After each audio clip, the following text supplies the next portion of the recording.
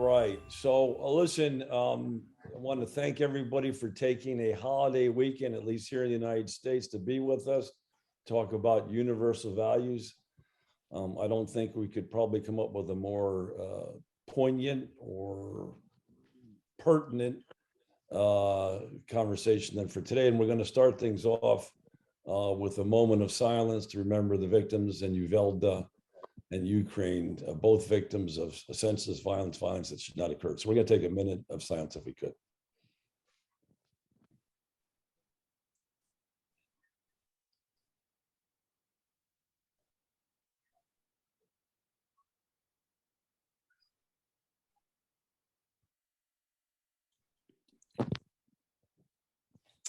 Okay, thank you very much. Thomas, can we go to the presentation then? And again, you know, it's horrific that we have to frame this conversation in what's been happening, but I think again, the invasion of Ukraine and what happened in Uvalde make all the more important today's conversation. So next slide, Thomas.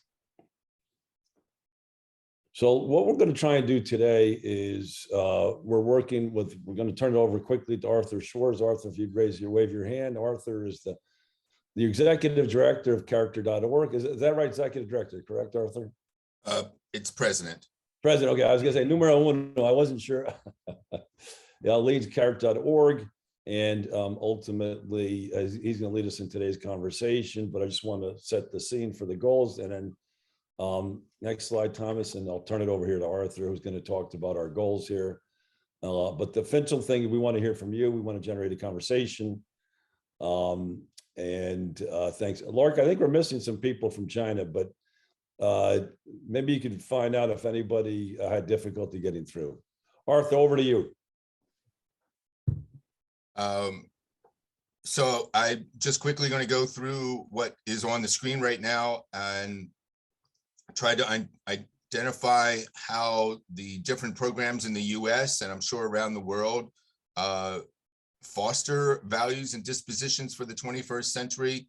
I'm going to establish that some of these don't really orient us to the true north, to a set of universal values, which we'll come back to in a moment. And then we're going to get into the UNESCO report and then end up with this idea of portrait of a 21st century graduate. What do we want she to look like, her to look like, him to look like in terms of what they're able to do, think, and feel as a 21st century graduate of 5th grade, of 8th grade, or of 12th grade, not just always of high school or of college, but along the trajectory of her education. So that's our goals for today.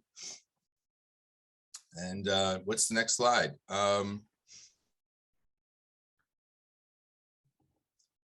Let everybody read that.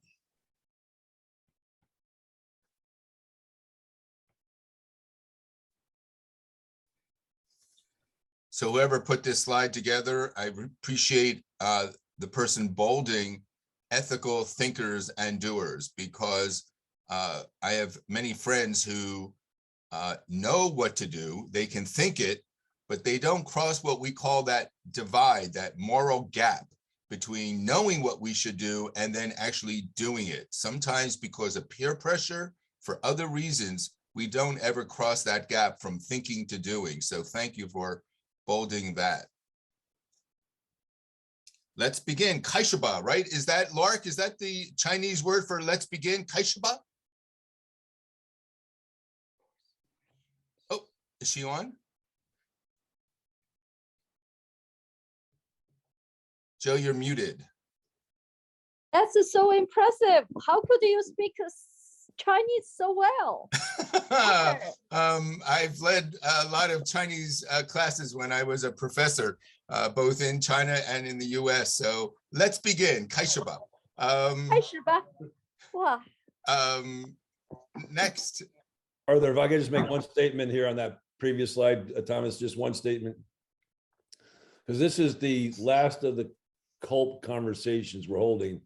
And Thomas, if we could circle a new social contract, So basically what we've determined is the theme, and Dr. Farrar, I can't thank you enough for really guiding all these conversations, and Dr. Zakara, but ultimately we're trying to develop, and I think one of our themes that we'll present on Friday to Professor Reimers is our goal of creating a new social contract for education, of which universal values will be essential. Sorry, next slide now. Sorry, Thomas. Thanks, Arthur. Oh, and this is Joe Carvin's little sneak. I snuck this in, Arthur. So basically, I'm hoping we continue this conversation on two important dates next year. I just want to make sure we continue the conversation. One important date's my wife's birthday, November 17th, and the second is my birthday on February 15th. They spread out nicely. So I'm just hoping we continue. I just wanted to say, let's continue this conversation because I think it's too important on a one-off. And next slide, and over to you, Arthur. Let everybody read that.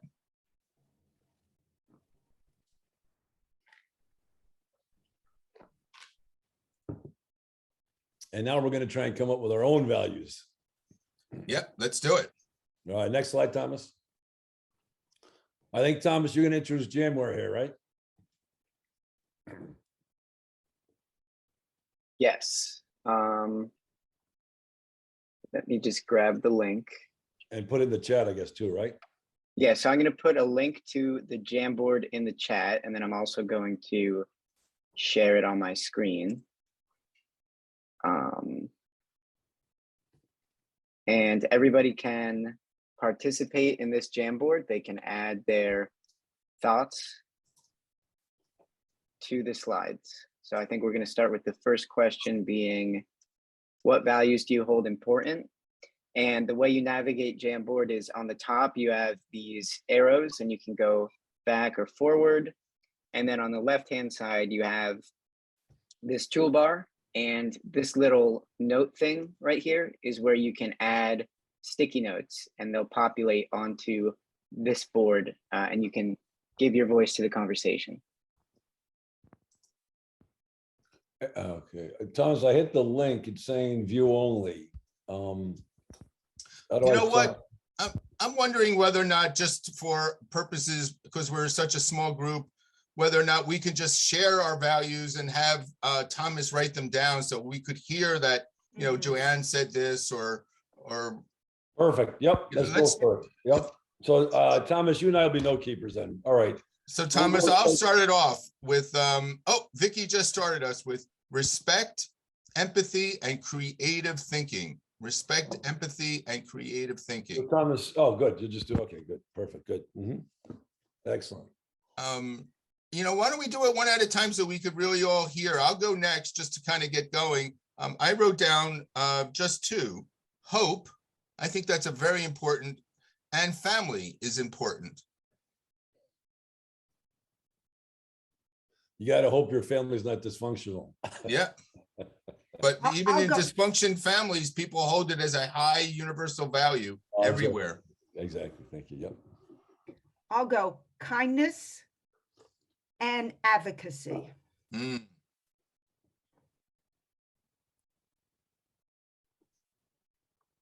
Ralph? Integrity, Nice, Ralph. compassion, and moral citizenship. I'm trying to think of a better word for that. That's good. I like Global, that. global citizenship, maybe. Well, either one, both. Yeah, Both are good. Engaged perfect, citizen- Ralph. Engaged citizenship. Yeah, Yeah, well, I think all three, moral, engaged, global. just the same as Joanne's advocacy in ways. Yeah, that's why I wanted to do something else. But no, that's a theme. Who's next? Lark? Yes. Inner peace. Engagement and passion. I also want to say, oh, excuse me. I also want to add one thing. Put what you know into practice. That's extremely important. I don't know how to say it in one word. Yeah, it's that idea of the gap between, we know that we should have strive for inner peace. We know this logically, but we don't do it. We don't put it into practice. Very nice, Lark. Vicky, did you, who kicked us off? Was it Annie or Vicky? I think Here's Vicky. Vicky kicked us off. All right, Yep. so Annie? So I would say kindness, honest, and open-minded.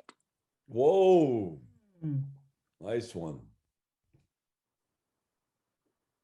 Thank you, Annie. Rose. I'm seeing Rose's iPhone. Rose's iPhone, are you with us? Okay, iPhone number, is she in the chat maybe? iPhone number 8. Rose, if you can't communicate audio with your audio, you can communicate in the chat. And iPhone number 8. So, if I may, I would say equity and justice. For all. Thank you, Jack. Any other? All right, well, we're gonna do one more quick round. So it's Arthur, you've already, so Joe Carr, I guess everybody's gone. Rose and iPhone 8, come on in whenever you want. How about you, Joe? Yep, I'm gonna say for sure integrity, empathy, and resilience. Before we go on, can I just make a comment on this list?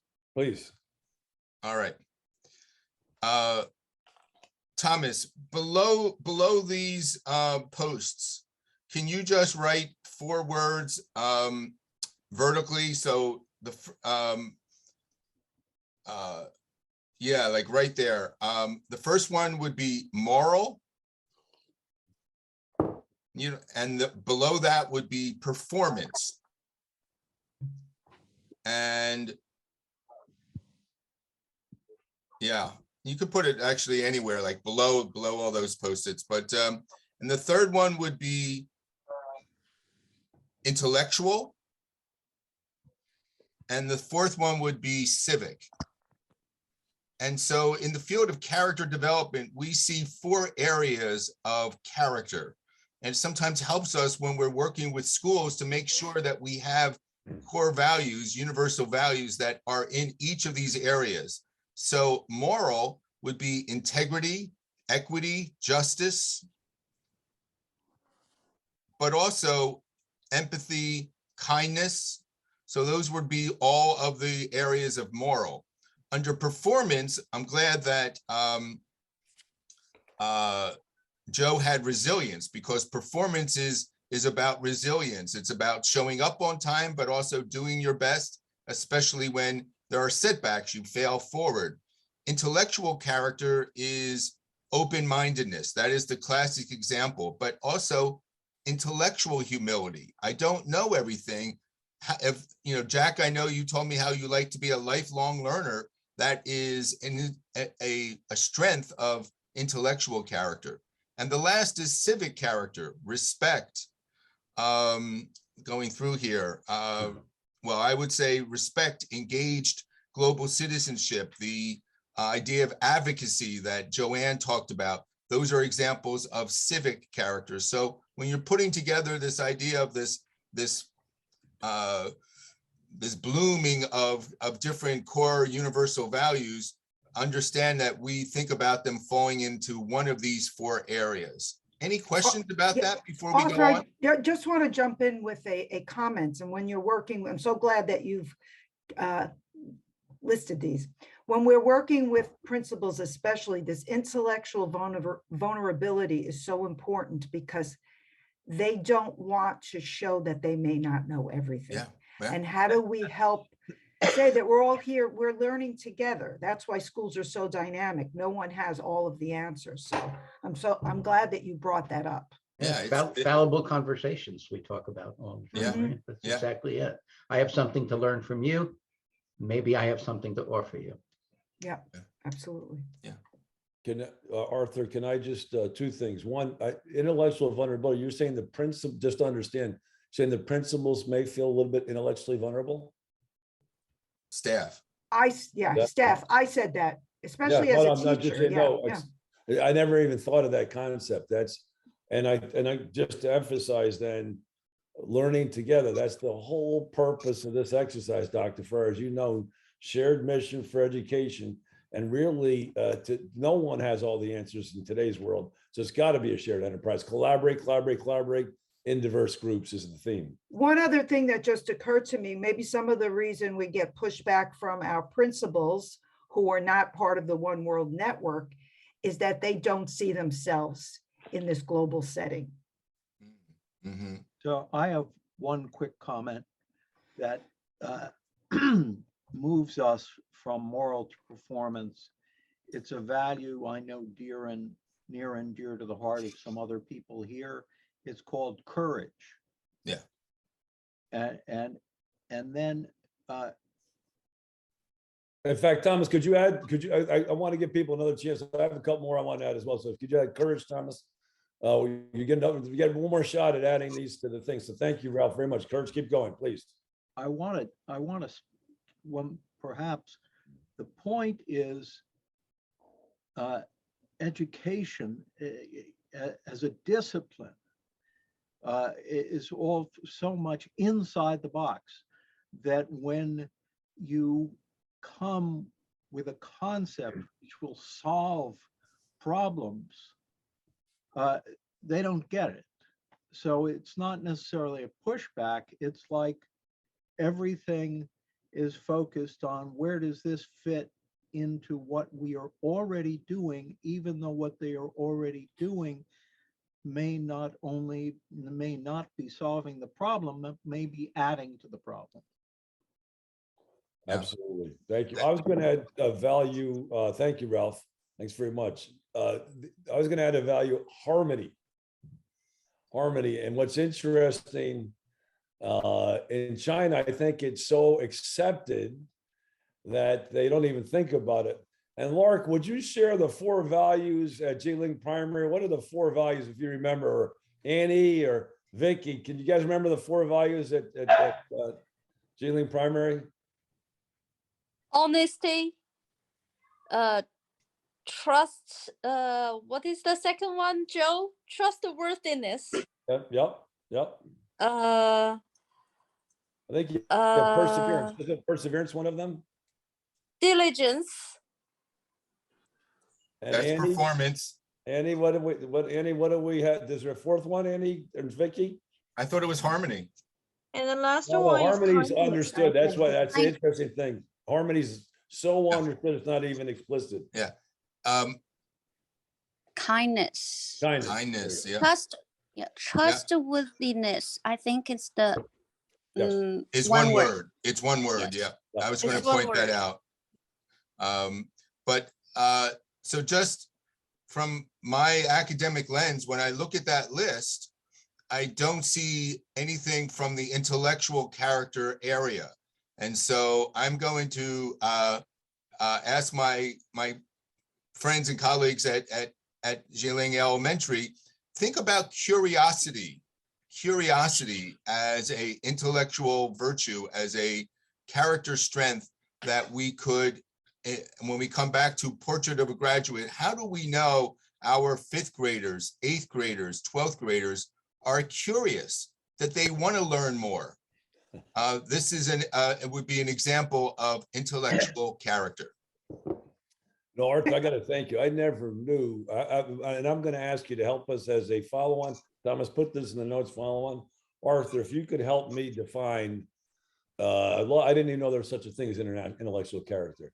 And it's really helpful for me. I really like that. Well, 1 second. And I have a question for Arthur, and maybe other people can jump in. Go ahead. How do we deal with the spiritual aspect of the human? Yeah. It's probably something we can't put into schools, but I often wonder about that because that's a big Thomas, component could you of put that life. question in there? I think it's fundamental. We're going to talk about this spirituality question mark. Yeah. Joe, you told me no hard questions. I wasn't going to get I'm any sorry, hard no, questions. I'm just thinking. Oh I my had my doctor, coffee. I forgot Dr. Farr is going to be with us today, Arthur. I'm having my, He's from not to Brooklyn. put you on the spot, Arthur, just to really, it's something that I wonder about. 'Cause Yeah. personally, that's important to me, the spiritual aspect of myself. I'm going to put my Chinese friends understand that I don't know whether they would think that Confucius was a spiritual thinker, a person, but here in the United States, schools historically came from religious roots. The seedbeds of all schools were based on religious ideas. And first teachers were members of the clergy. And so this is caked into our schools, into our education historically. Harvard University, Yale University, Princeton, all the great Ivies were founded as religious institutions. The answer to your question, Joanne, is whether I believe in Jesus or not. I truly, truly understand that forgiveness is a spiritual principle that needs to be lived, whether or not I believe in Christian principles or not. Helping Yeah, those, helping those agreed who with are you. the least among thee, lost, the least, Right. and the last among thee. That is a spiritual principle. The idea Right. of helping those who need us, that comes grounded in Christian practices. But whether I believe in that Bible, But- I should still live those principles. Right, I wasn't thinking in terms of religion. I was just thinking in terms of what I call universal practices. In fact, can I, so actually, and maybe, okay, so Thomas, I'll let all of you to figure out how you get this on the screen, but maybe you make the whole statement first. But in China, what I love is that, and China and Lark and Vicky and Annie will tell you, when you go on their campus and you talk to their principal, you said, my goal is to make certain that every one of our teachers is teaching with a loving heart. Yeah. And so for me, the end goal of One World and the end goal of my life, and again, it's an end goal, it's an aspiration, it's not I'm not executing. You mentioned understand ethical thinkers and doers. I don't remember that Flip Wilson routine, the devil made me do it. So there's a disconnect between the understanding what I need to do and doing. So I don't want to hold myself as an exemplar. However, my end goal is to bring as much love into the world on each and every day as possible. That's the end goal. I don't always achieve that, but, and you know, my inspiration may be part religious, but at the end of the day, this might be a good segue to the next slide, Arthur, because now we want to try and find universal values, whatever the source of those values, right? Now we're going to say from this values list, right? Can we define a set of universal values that may inform the moral thinking behind our 21st century graduates? So Arthur, if you agree, we'll move on to the next slide and try and figure out, okay, which values are universal? Which values should be incorporated into our 21st century graduate? Is that, you okay with that? Yeah, I think you should lead this because I think every one of those values that we listed before is universal and should be included in our 21st century list. So it's going to be hard for me to, whether the word honesty or integrity, to me, they're both moral character values, but I will defer to you, Joe, to get us to this next this is a place. great conversation. And look, can we just give Arthur a round of applause already? Oh, stuff. Come on, he talks about the Joe Carvin fan club. Well, I'm in the Arthur Schwartz fan club. And Arthur is the, I guess, president of character.org. But, that's just a title. Arthur has been really looking at these issues for the last 30 years. He's been at the founding of these movements. Now, I can't thank you enough for your expertise. So maybe let's start off with character counts. When Jack and I started, Jack says we got to teach character education. I said, what the hell is character education? He said, well, first of all, don't use the word hell. But ultimately, for our global competence, for us, character education plays an outsized role. And as everybody knows, One World is trying to do 3 character-based future-ready competencies, but character-based each one: global competence, financial education, and technology awareness. And character is the one thing we can give these kids that's going to last them right through to the year 2100. So that's the essence of this conversation. Now, when Jack and I started, I think we had our own 5 values. These are the One World values, and move forward with them. Similarly, Arthur, character counts had 6 values. Let's just get those on the screen as a starter point for the conversation, because I think Okay, character so counts still. Those are trustworthiness, Okay, get them. Yep.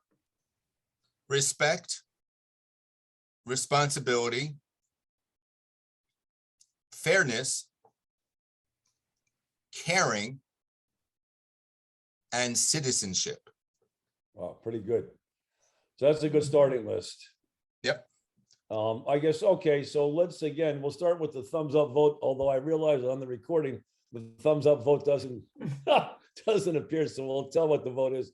But can we agree that this is a good starting point for our universal values? Does anybody think any of these 6 is not a universal value?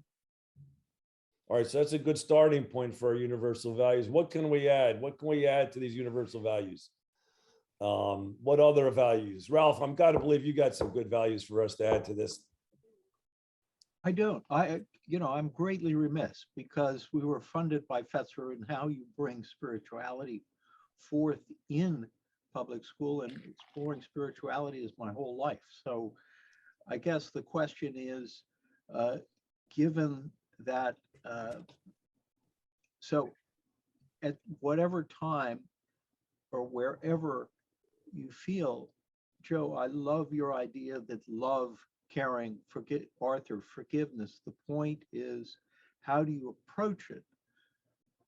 And so it's not necessarily, I did a thing called the Story Loom for Oxford University Press proposal.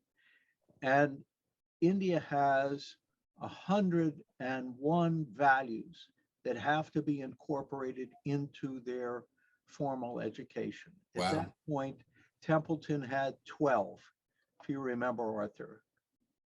Sir John had 12 key values, and other people had whatever. I love what you've done, Arthur, to say, here are the areas. Then you take Castle's, whatever they've got as far as their 5 competencies, and you've got, I don't think we need, I think the original exercise was critical to watch everybody coming up with basically the same, sorry, some people don't like same, but I love it, the same expressions, whether the words were the same or not. So I'm not looking to add to this. I just be happy to share experience, continue to focus where the spiritual fits, and the focus on how you begin to move public education in this country away from, how, are we gonna end up with more shootings, and are we gonna end up with more dead kids? Well, we're gonna, thank you. We'll address. Well, thank you, Ralph. We'll address that in a second. Again, look, this is a bit of an artificial exercise, but I'd like for this group to come up with a first crack at universal values. We have 2 propositions on the table. Everything we said on the first page is a universal value. Let's see where we get to with this. We have 6 starting, and again, on the caring front, Thomas, if you could put next to caring, loving, and loving, et cetera, et cetera. Empathy. Empathy. But and forgiveness, sorry. There is no, in that list of the 6 that character counts articulated, there are no intellectual virtues there. So you don't have open-mindedness, you don't have curiosity, you don't have intellectual humility. Actually, I have them in a separate box if you would, Thomas, because Arthur's taking forward a distinction that, and he talked about the intellectual. I had never heard this before. These are great, though. And I'm not saying there needs to be, but open-mindedness to me is not a moral value. It's, but anyway, get those in. Open-mindedness. What'd you call them, Arthur? Curiosity. Curiosity. I would you know, there's a number of others, but And remember, we're headed to our 21st century graduate, right? I mean, Thomas, we're going to give you a roadmap to make you the first president of the world. open-mindedness. Embracing the unknown. I think it's quite Right. similar. Boom. Right, Yeah, right, good one. right. Good one, Mark. Right. Embracing These the are all unknown. intellectual virtues and practices that you can't fit into those 6 that were articulated by character counts. They really don't fit there. Yep, embrace the unknown. Did you get that in there?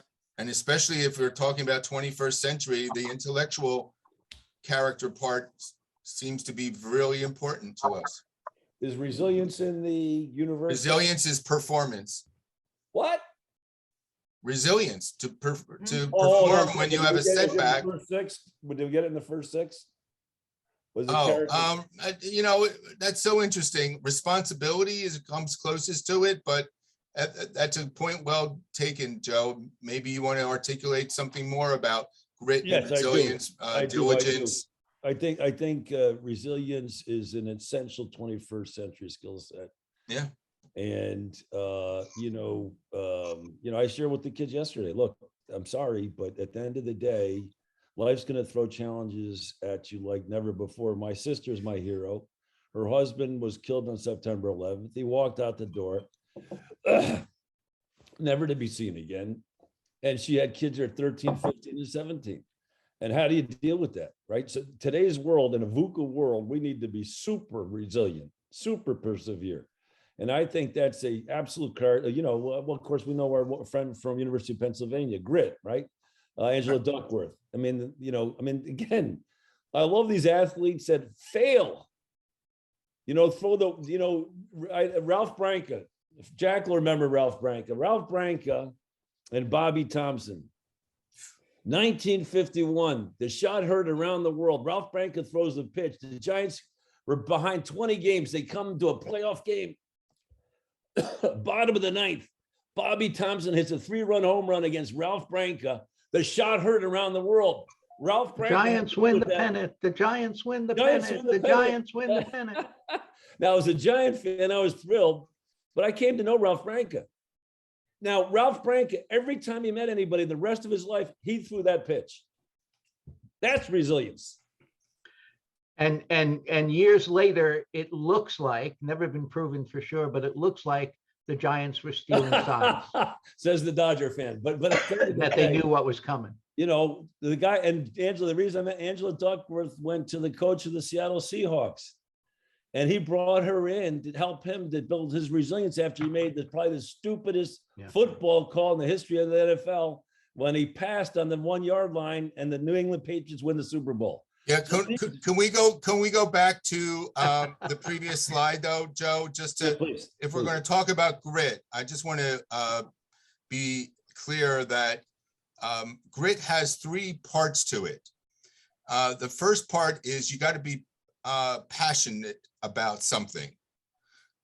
You have to show passion, and then you have to show perseverance, and it's toward a long-term goal. So those are the 3 ingredients of grit, of perseverance, of diligence. If you don't have those 3, especially that last one, long-term goal, it's going to be difficult for you to practice resilience. But I just want to point out that one of them, somebody here,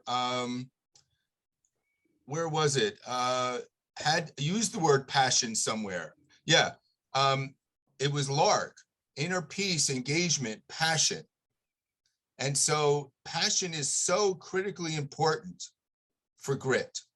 And if we don't have passion, we don't have that long-term goal towards something noble, then we won't be able to really persevere.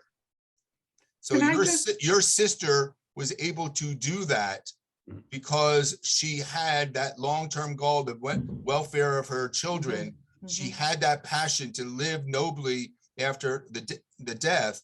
That is what fueled her grit. Yeah, I just think about the educational system. And we don't give students an opportunity to develop a passion because we're constantly pushing the mandates upon them that are given to the schools. Make sure that you pass your reading and your Joanne, writing. just the opposite. I think we take the passion out of them. We do, yes. It's not like we yes, instill it in them. yes. We literally take it out of them. You Yep, have to, after kindergarten.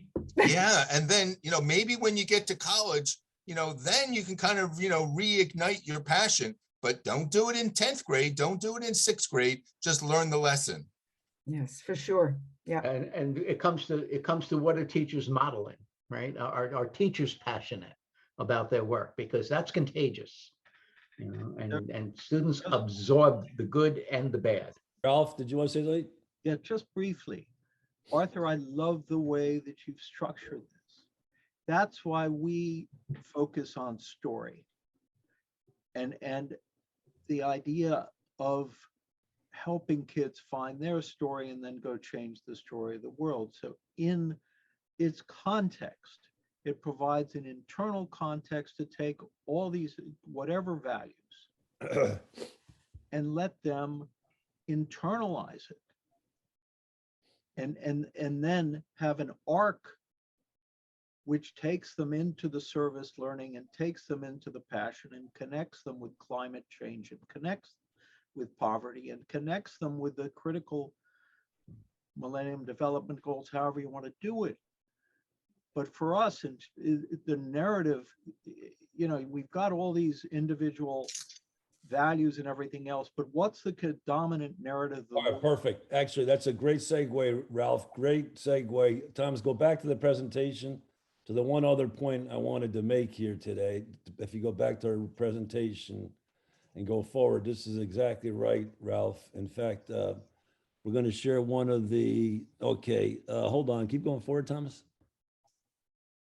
Yeah, okay. So basically, what's my story? Life purpose education. Now, I love this quote. I love this quote from Fannie Flagg, because for me, and this is life. Hey, gotta Joe. Yeah. Some of us are auditory learners. Would you read that quote because it means so much to you, and let us hear it as well as read it? Poor little old human beings. They're jerked into this world without having any idea where they came from or what it is they're supposed to do or how long they have to do it in or where they're going to wind up after that. But bless their hearts. Most of them wake up every morning and keep on trying to make sense out of it. Why, you can't help but love them, can you? I just wonder why more of them aren't as crazy as bed bugs. I love that. I love that quote, right? So crazy as bed bugs. So, and again, isn't that a lot of what we're trying to do is sort of, as Rod, build your own story. And Yuval Noah Harari, and the reason of being of one world is talks about the need for a new story for the 21st century, a new story that connects all of humanity. So one thing we'll talk about is life purpose and the portrait of a graduate. All right. Back to that slide, Tom. Well, let me ask you, does anybody have any, do you want to go back to universal slides, give it one more minute, and then we'll continue to move on? So any other thoughts on universal values? It seems like Arthur's idea that they're all universal values is taking hold, although I still think that's a conversation that needs, did we have harmony on, go to the universal values page, Thomas, sorry. Is there harmony on this universal values page? Could you add that there? Because I love the Chinese concept of harmony. I love the 5,000-year-old civilization teaching us. I know they don't have many of the social ills in China that we have here in the United States. And we can talk some more about that conversation later. Joe, can Yep. I just jump Please. in with kind of my own personal Yes, please. mission? Treat others the way you want to be treated. Whoa. That's kind of the way I view the world. And I remember doing that, especially with my college students. We tell their parents, I'm going to treat your child the way I would want my own child treated. And I think it worked.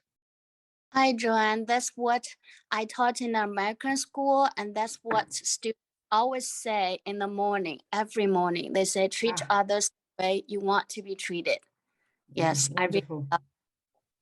So Joanne, in terms of the golden rule, that's, the idea of respect. That comes under the, why do you think this idea of the golden rule has lost its salience? That's a big word, I'm sorry, just has lost it, it was a real mantra for so many people. I'm just talking about the United States now, but I think harmony is the same, idea of respecting others. Why do you think it's lost its meaning? I think historically, if you look at schools, what happened in the 70s and 80s, we started to lose that focus. At least, when I was in school, that was really part of the curriculum. Of course, I went to a Catholic school, so that may have, but I think even in the public schools, you kind of had this mantra that you said the Pledge of Allegiance every morning, and you kind of treated each other the way you wanted to be treated. And I think we lost that Yeah, in the educational system. If I may, I think there's a culture slide coming, but let me just introduce some two quick thoughts. One is, one of the things I've most often found we trip over is the word respect, because respect doesn't look the same in every culture. And we have to be careful about assuming that it does. Handshakes are not an appropriate greeting in every culture.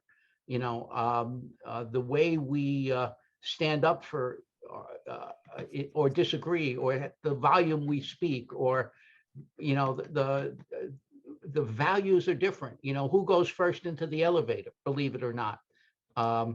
Is it the man because it might be an unsafe space, or is it the women because we want to treat women with respect? So respect is really a little different culture to culture.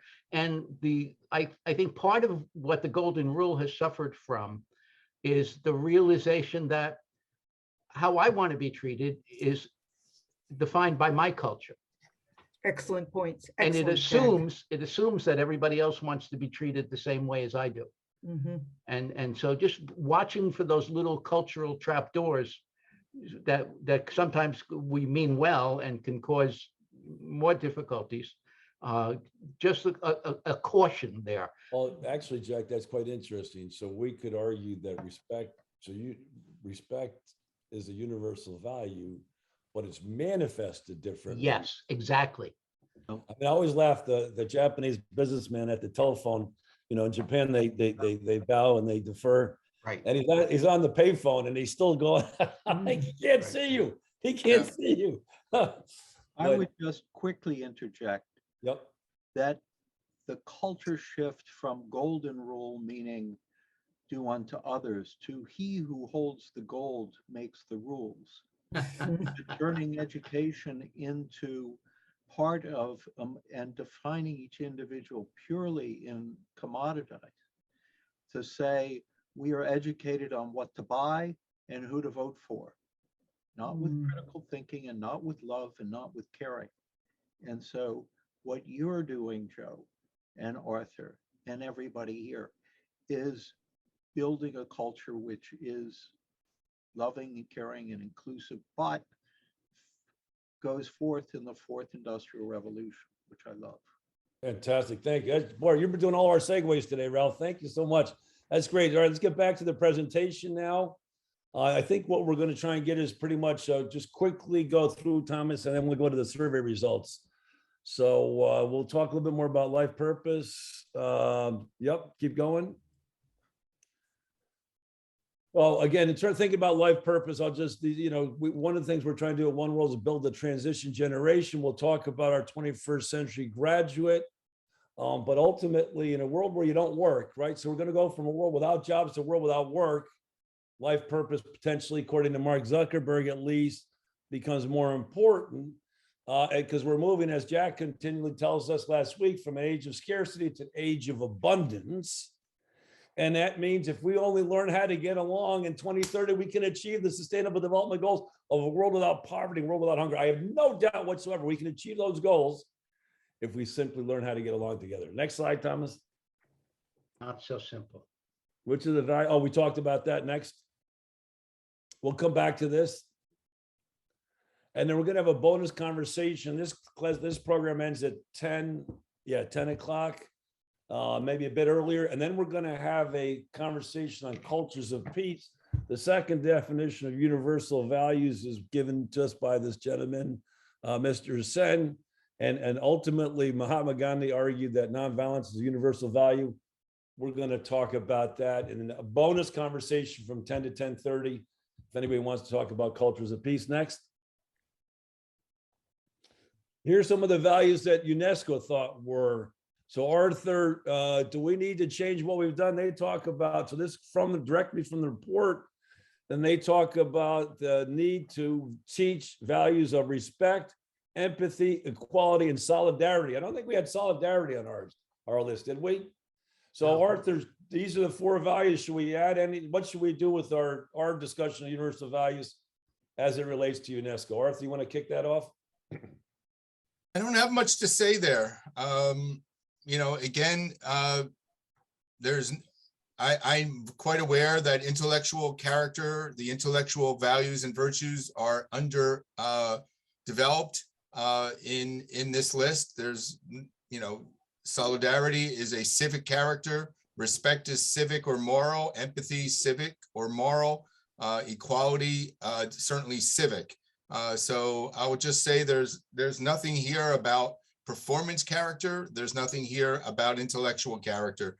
None of these really look at grit, perseverance, diligence. So I think there are gaps in the list, but you know, I certainly appreciate each of these values articulated. All right, and so Thomas, just you don't have to do it now, but just let's incorporate solidarity under civics and the. All right, next slide. Okay, here, Vicky and Lark, I'm going to ask you guys to kick this off, right? How are values taught in your country and your school?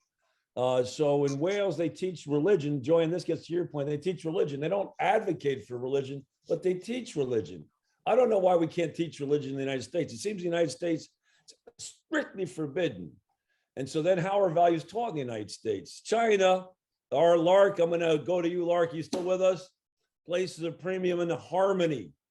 I'm going to ask Lark to teach us, or Vicky or Annie to tell us how they teach harmony in China. And Ralph will get, and then finally, Mexico, they make a big difference between educar and enseñar. Educar is to educate the whole child, Joanne, and maybe you'll talk about that, versus just teaching academics. So maybe Dr. Farrar, and then over to Ralph. Dr. Farrar, talk to us about, you're an expert in whole child development. Help us understand how in the US we teach the whole child, and how we attempt to do that. Well, the whole child is really focused on, for those of you who remember Psych 101, Maslow's hierarchy of needs. So we look at the developmental domains of learning. And the first one is physical. You can't learn unless you're well fed and you feel safe and nurtured. Those basic human needs, right? Shelter, food. And then as you look, I always think of it as a pyramid. So physical being the base of the pyramid, you go to the second tier, and that's your emotional safety and your psychological well-being. Do you feel emotionally safe, morally safe, physically safe? And how are we dealing with the social emotional issues? And then finally, at the top of the pyramid, we look at the intellectual development. How do you develop curiosity? How do you develop civic ability? How do you develop, now we're looking at global competence. How do you develop those skills as a teacher?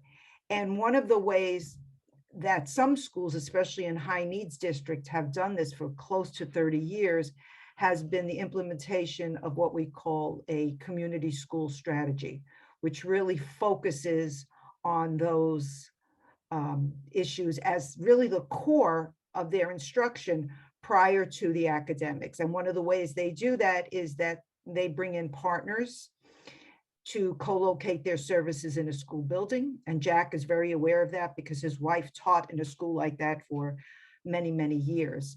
And that's the way they focus on educating the whole child. And we've now taken this notion of educating the whole child and look at educating the whole teacher and the whole principal to make sure that teachers' physical needs and emotional needs and intellectual needs are taken care of as well. That's kind of it in a nutshell. So Ralph, I see you're anxious to get in, Ralph. Well, this is really my core competency. 25 years ago, or more. We were part with Tom Lacona and others of looking at this whole issue. And we moved from using the term values because there would be such a debate. We said, okay, part of a task force of values in public ed, right? 4-county educational task force. And I basically said, look, first you're going to have the question of whose values are you teaching? And then secondly, which one of your teachers is capable of teaching my kid values? And I said, look, it's about character. And we called the whole program School Character before character came out, Arthur. This is going way back. So out of that, I then looked at the whole issue of the establishment. For those who don't, where Joe says teaching a religion, it's teaching religion versus teaching about. So that under the established, what's called the, I'm not going to go there, but basically you can, and this is what the whole working with stories set out to prove, that if we can take the values expressed within stories which come from different religious traditions, sacred or secular, that is within, and I've had them affirmed by the highest authorities to say you can teach about, you can teach these, the stories have the values implicit in it that come from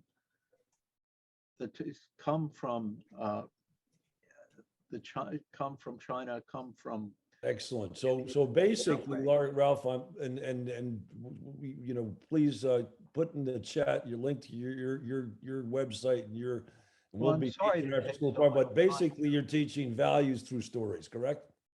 Well, the point is that this is yes. So yes, and then some. Okay, so I want to keep the conversation moving. Lark, how do you guys teach values in China? How do you teach harmony in China? I think this isn't a particular subject we teach, but it is in the culture. I'm almost every day, every behavior, in every kind of moment, people take the opportunity to teach children or their own kids about how to respect others, how to be on good terms with others. For example, like Joanne just mentioned, and they mentioned that treat others as in the way you wish to be treated. So that's all about harmony with others. And harmony also means what I talk about, inner peace. You need to find your own harmony with yourself. Otherwise, you will be easily get irritated.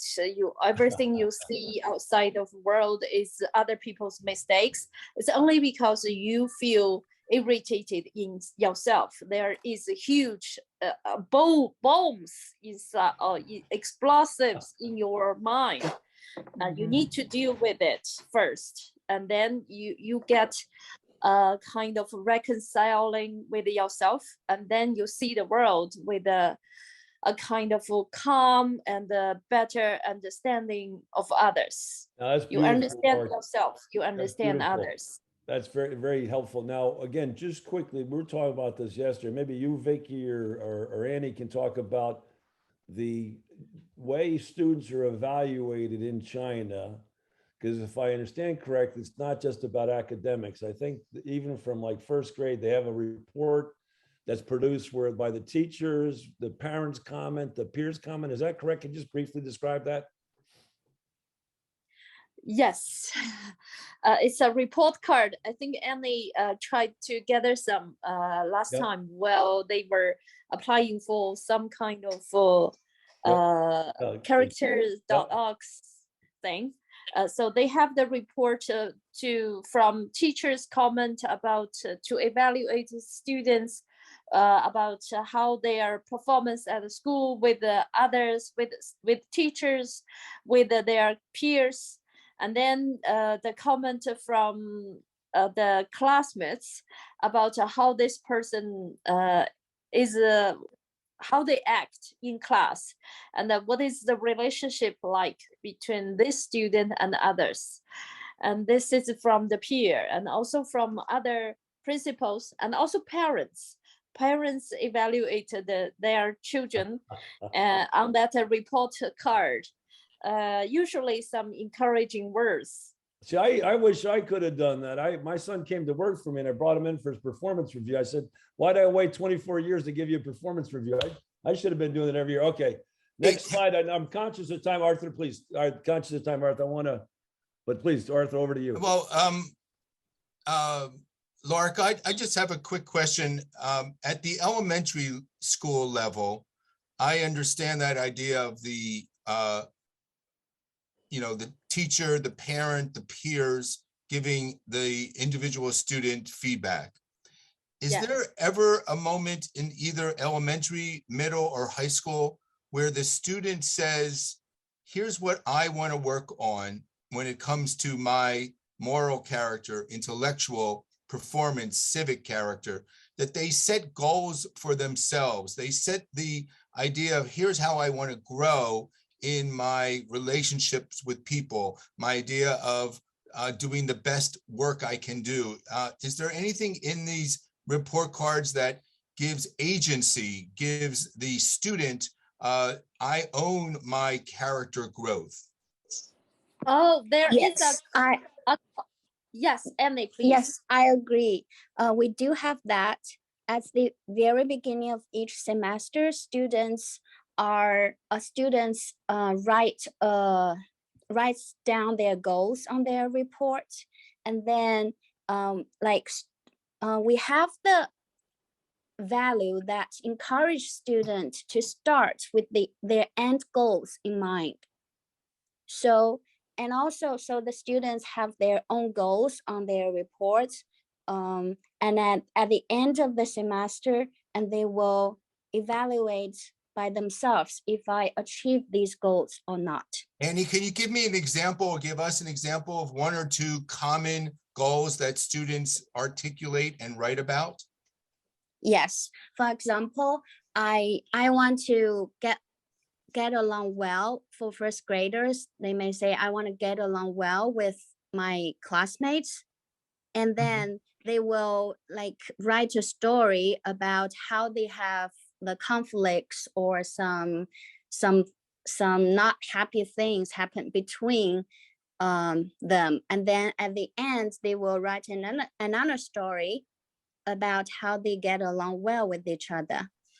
Yes. Last question, Joe. I'm sorry to Please, yeah, go down. please. During the classroom day, Annie, when does the teacher give the children time to write these stories? Is it in the school or out or at home when they are encouraged to write these essays and stories? Well, each of their goals are different, and then some of them may write down their goal, for example, on physical side, physical health. Annie, I apologize. I think Arthur's trying to figure out, does the school set When? aside time? Does the school set 他 aside? 说的是有没有一个指定的时间来写那个，就是这个你说的这个目标，还是在学校还是在家？就是每个学期把那个发回去给他们，然后他们可以带回家写，然后可能。Yeah, at the very beginning of each semester, they have several days to take the book, the report home, and then they can think about their goals and then they write them down. Thank you. Thank you so Yes. much. So it's a Beautiful. reflective process, which I think is really important. 100%. I wish, yes, couldn't agree. Great. Thank you, Annie. Lark. Okay. So we're just going to, we're back to the slideshow. We've talked a little bit about some of the obstacles we face in teaching values in school. Next. Oh, Arthur, can you just briefly, talk about the different programs in the United States briefly in terms of, well, let me ask you this question. So we have a whole bunch of programs, SEL, character ed, mindfulness, responsive classrooms. Let me ask you a question. What do these programs have in common, Arthur? No tough questions. What do these programs have in common? Yeah. Do they have a common goal? Joanne, I also want to realize we should have put down the whole child approach in this list as well. Oh, no worries. I think what all these programs have in common, Joe, is an opportunity for the young person to understand her emotions, to work on strengthening and regulating and controlling her emotions, whether that is no one likes me or I'm angry right now. So you not just know the emotions, but being able to regulate and sort of manage those emotions. The third thing that all these programs have in common is what we've been talking about, is being aware of others, their emotions, what they're going through, what we call social awareness, and showing empathy for those who are alone in the cafeteria or on the playground. So that's the third set of emotions or skills, competencies that all these programs. And the fourth one is, to be able to collaborate and not just understand, but work well with others, teamwork, collaboration. Those are really what I think all of these programs are trying to do in one way or another, is really have the child be more in control of of her emotions and how she gets along with others, both at school, but also at home. Beautiful. So basically, I mean, look, I'm a non-educator. Again, in colloquial terms, we're trying to build good kids that generate good actions, no? Yeah, exactly. And what I think some of these programs lack is, and again, the PBIS one comes to mind, that's that when you do something well, you get praised for it. You get a token or a trinket, and the teacher says, well done. And so this is important because you're getting positive reinforcement. But what these programs have to ultimately wrestle with is, no, I want to do the right thing because it's the right thing, not because my parents want me to, not because I want to avoid getting into trouble, or not because I want to get as many tokens as I possibly can. And that's what we call character. You're doing it for, this is the kind of person you want to be wherever you go, whatever you do. Perfect. Thank you very much, Arthur. And look, I'd love to have a follow-on conversation. We don't have time for it today, to go a little bit more in depth on each of these programs.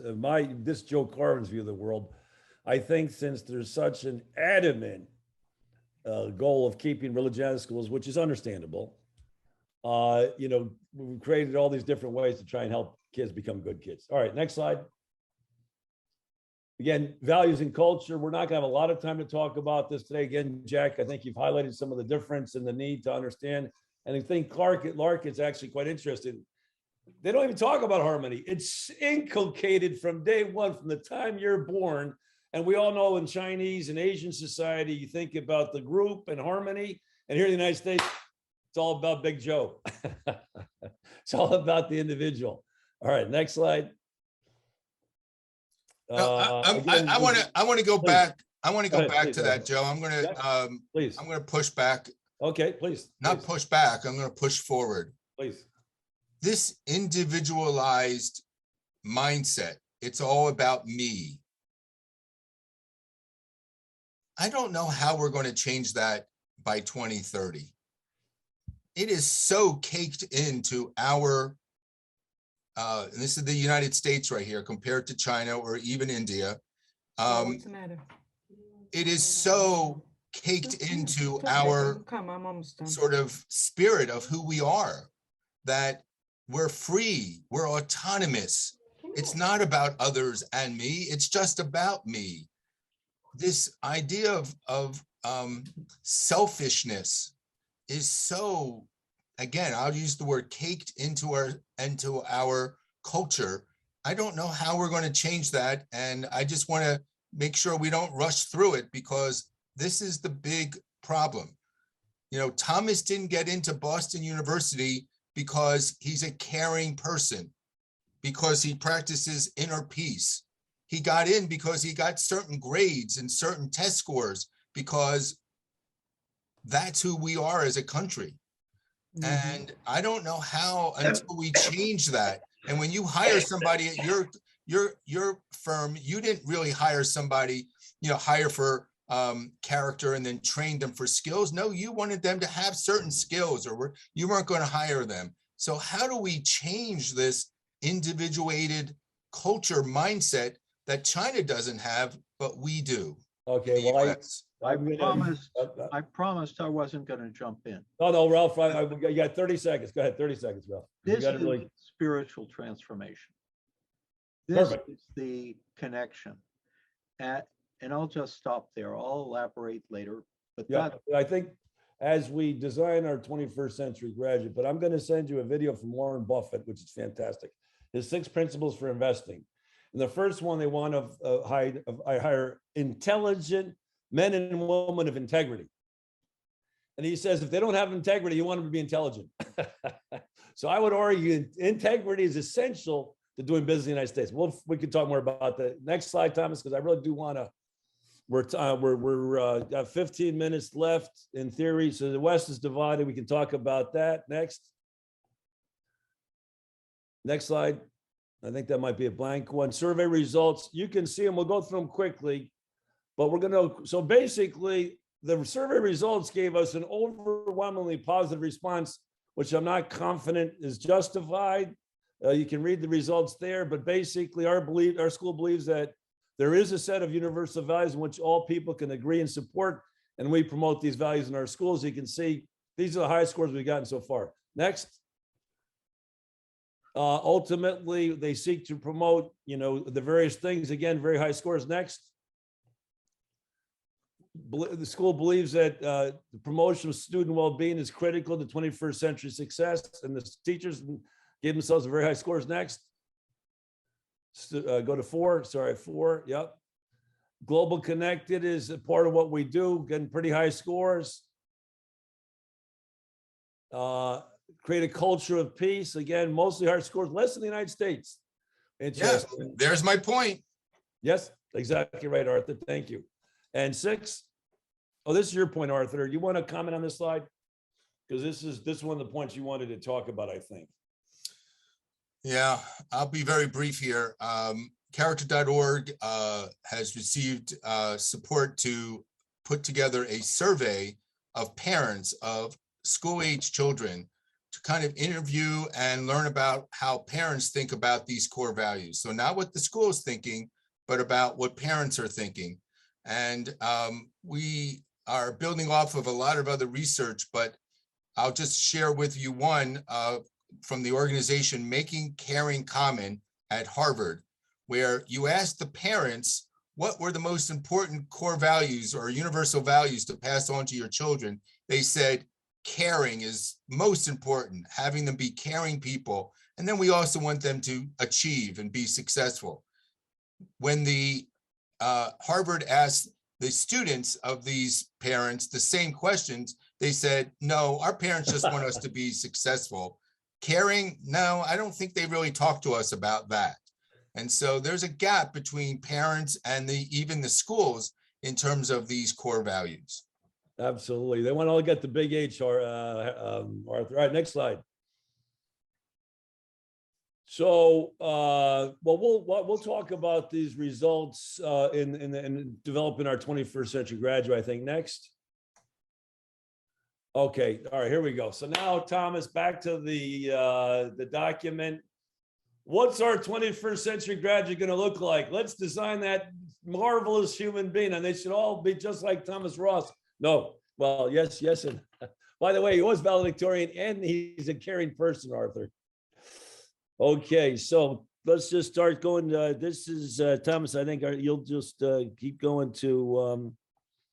There we go. Oh, go back a bit, Thomas. I guess, does it make sense to talk about this first, Arthur? Or should we go right to our graduate? Just for those who may not know, the idea of the portrait of a graduate is simply whether she's graduating from 5th grade, 8th grade, or 12th grade from a school or anything else, any other grade. When she walks down that aisle to receive her diploma from 5th grade or 8th grade or 12th, we know that she can read at a certain level. We know that she can write at a certain level and do math problems at a certain level of competency. But we don't ever ask, what is her competency in terms of kindness, in terms of inner peace, in terms of advocacy? But Thomas, write this down. You're writing this down. Sorry, I apologize. So is there a way for us to create a portrait of a graduate in which we could somehow know with confidence that she's a caring person, she's a trustworthy person? Great points. Let's start the conversation, Thomas, right there.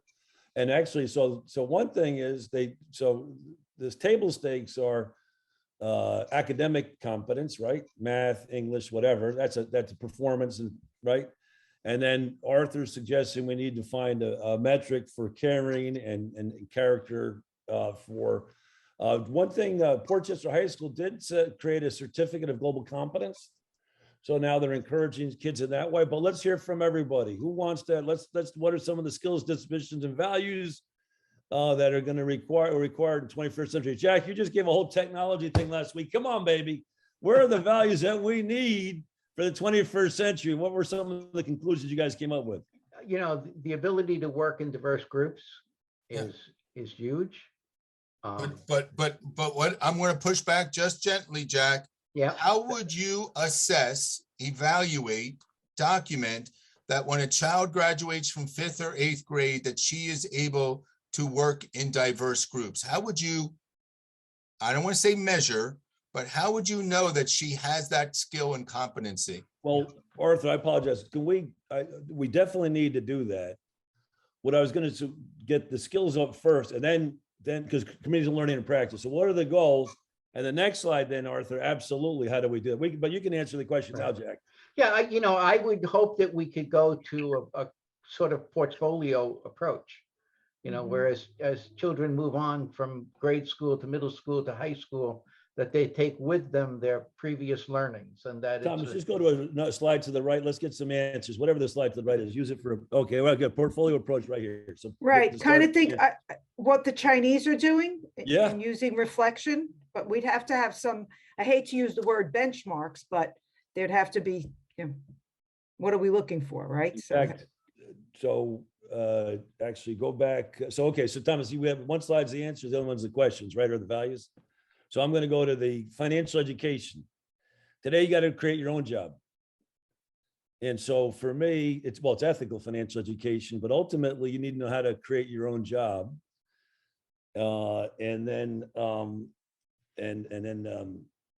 Sorry. Please, Lark, what other things can we add to the needs here for 21st century value, skills, and dispositions? Communication skills. Yeah. Nice. Well, we got the 4 C's, right? The 4 C's. Yes, 4 C's. I think those are extremely critical thinking, creativity, and collaboration. Collaboration, right. Yeah. Yeah. What else? Ralph, you've probably got a couple you can add here, don't you? No, you're good. Okay. Jack. Oh, sorry. It's okay. Okay. Thomas, come on, Thomas. What are we missing? What are all these oldies missing? I think kind of along the lines of what Jack was saying, being a lifelong learner, but also having an ability to seek out answers and solve your own problems with your own ability. So using technology, using the resources on the internet to solve your problems and to grow as an individual. Put those in, Thomas. And I'm going to make a pitch for One World Future Ready. Technology awareness. And understand the opportunities. For me, technology is the big equalizer, right? What do I have here, Joanne? All of human in your hands. A whole human knowledge and the capacity to communicate with every human being. It's very possible that a first grader, though, knows more about this than you do. Yes, not possible. That's the reality. Yeah. And what's yeah. interesting, if you talk to the seniors, they'll tell you the middle schoolers know better than them. So to me, it's using technology to solve problems is where the real important idea is. And then I would add global competence. We talked about financial education. I'd add global competence as well. I think global competence is an essential 21st century skill. What about Annie? Annie, come on, Annie. What do you want your young daughter? Annie's got a beautiful young daughter. I don't know if she's with us today, Annie. Annie, any thoughts? What do you want to teach your young, beautiful daughter? Confidence, Boom, absolutely, confidence. What else? problem solving skills, Problem solving, fantastic. What else? and how to, I don't know how to translate it, but how to deal with pressure or stress. Yes, and yes. We live in a I'll more be right stressful down, tell time. him. All the teenagers, I don't understand. They're more, I don't understand, but they're more stressed. We need stress release, meditation, whatever it is. You need your, and it's the whole idea, inner peace and inner strength. Exactly right. Jolene, welcome. Thank you for joining us today. Jolene, any thoughts on what are the values, skills, and dispositions we need in a 21st century world? Yes. Okay. Sorry to be late.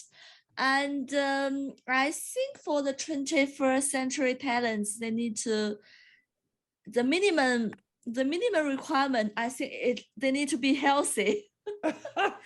It's important. And wait, what for happened? me, I think Why'd I you agree stop, with Thomas? Lark, the 4C skills. Did you stop They the- need to, Hold on. The meeting is recorded by the host. So by the host or a participant. Okay, got it. All right. So sorry, Jolene. In fact, you made a fascinating comment. Requirements, put this down. Requirements for a 21st century parent. Look, yes. one of our theses is the world is changing so rapidly. If the president of IBM is having difficulty keeping up with technological change, how can we ask our average parent or fourth grade teacher to keep up technological change? So ultimately, we need to find ways to incorporate an awareness and technology awareness. And that's one of the requirements for a 21st century parent. I think we really need, as schools and educators, we need to find ways, as you're suggesting, Arthur, to reach out to parents in a different way, to incorporate them. These private schools, the number one, my daughter's at a private school. You know what the number one asset at her school is? The parents. How well do they use them? They don't. You know, at these private schools, you're paying $1 gazillion. All these people at least been financially well off, doing relatively interesting jobs, and they don't take any advantage of them. You know, and so Jolene, thank you. Yes, other ideas, Jolene. No worries. Any other thoughts? Jolene, any other ideas for 21st century skills and dispositions? And I think they need to be independent. They don't need to follow the others. Because from the year I was brought up, I always listen to the teachers and listen to the elders and listen to the senior people. I don't have, honestly, I don't have too much my own ideas. So if I have my children in the future, I will teach them to be independent and to have their own ideas. And Thank you. And I think that's got to be a bit more difficult in China, right? Where you're all talking about harmony. So it's a different Yeah, balance. that's there's the seesaw right there. Yeah. Ralph. That's the critical balance. And I would say that from our experiences, you're grounded in your values. You're independent in terms of your technology and your progress, whatever, so that the values don't change.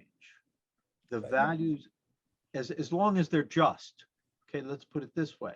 Filial piety is very good as long as it's not oppressive, as long as it is not used as a tool for oppression. So this is a huge conversation. But as Arthur said, the seesaw, suddenly you say, in order to be modern, you have to be independent. Don't lose your values. Beautiful. All right. Now, If I may, Joe, keeping the end in mind, right? That graduate from the elementary school or the middle school, I think as they move forward, there are three fundamental questions maybe we should all be asking. But, you know, how have I made my school better? How have I made my community better? How have I made my world better? And that civic character, and you're totally right. This is so important, Jack. How have I contributed to what in the US we would call the common good? Right. All right. So Thomas, go to the solution slide, the portrait of a 21st century graduate.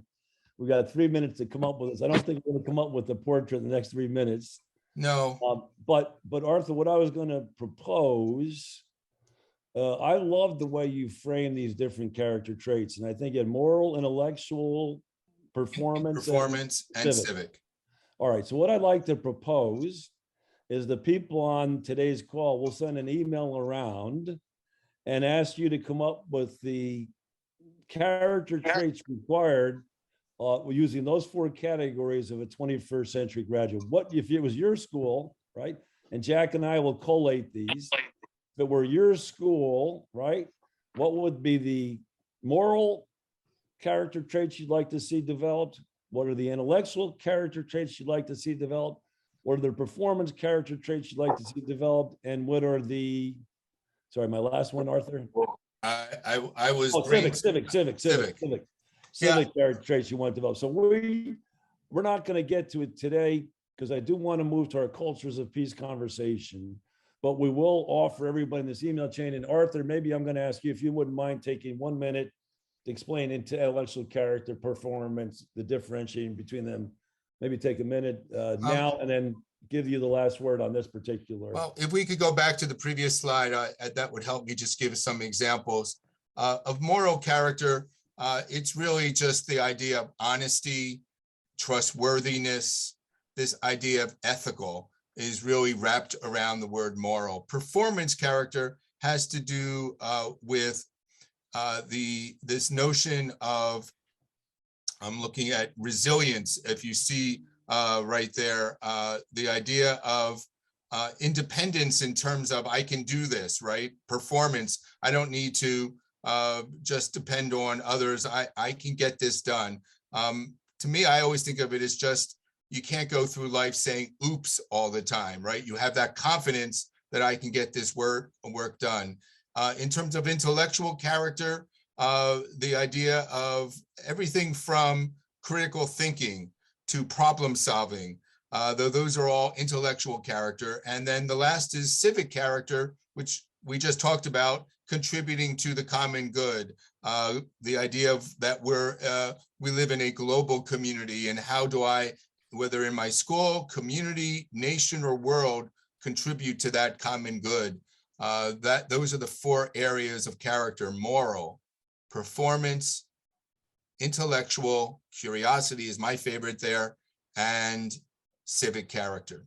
Wow, ladies and gentlemen, come on, let's Stop. give on, Hey, man. I'll look your way. Come on, baby. No, come on. There's one more. Joe, I just want to add one last thing in terms of story to just connect to Ralph, but also what some other people were saying just on this slide right here. It's my last word. And that is, if I'm really looking at a portrait of a graduate, not in 5th grade or 8th grade, but by 12th grade, I would like to know that she knows that there's a purpose to her life, that her life has meaning and purpose, that there is something about dignity stitched into this word purpose, that wouldn't we want that to be the gift, the ultimate gift that as educators we give to our children, that your life has purpose and meaning.